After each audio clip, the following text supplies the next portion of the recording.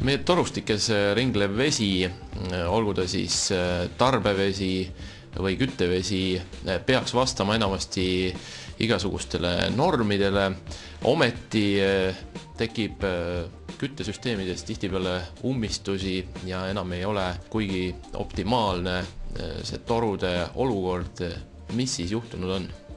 Vastab tõele, et nii tarbevee poole peal veemüüjate poolt müüdav vesi vastab kõikvõimalikele normidele. Kuna müüdava vee normides ei ole reguleeritud mineraalide sisaldus, siis mineraalide väljaladestumisel tekivad ummistused ehk siis väljaladestunud soolad ladestuvad torustikes, tekivad ummistused soojusvahetites, torustikes.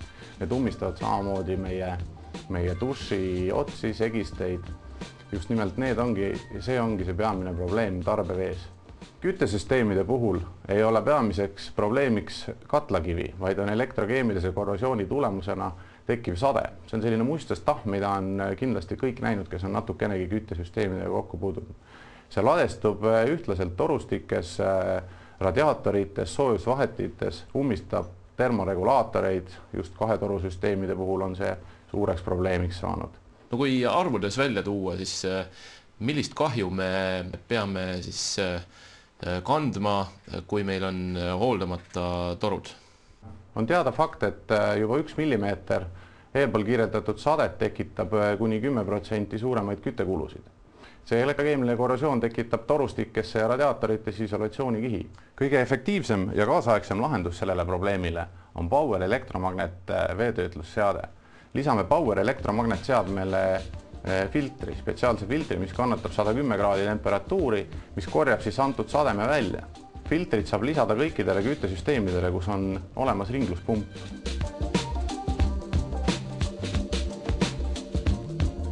No kas peale nende Poweri seadmete paigaldamist enam ei ole vaja regulaarselt torusid läbi pesta? Just nii see on.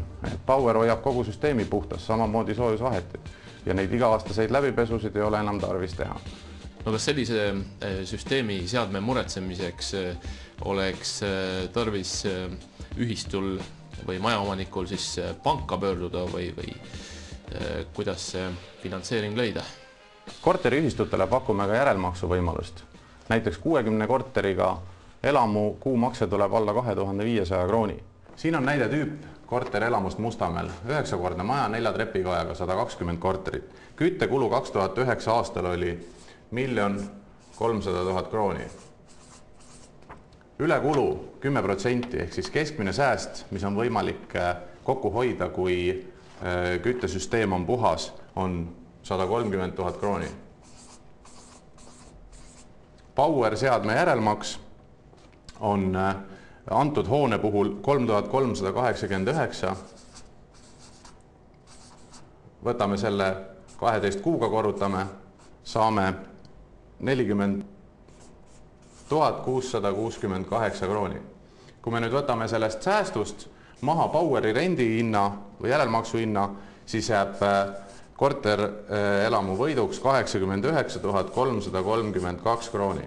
Ja sellest summast on juba Poweri järelmaks tasutud. Seega võib öelda, et see raha on tegelikult majas olemas, täna kütame piltlikult öeldes ta lihtsalt korstnast välja.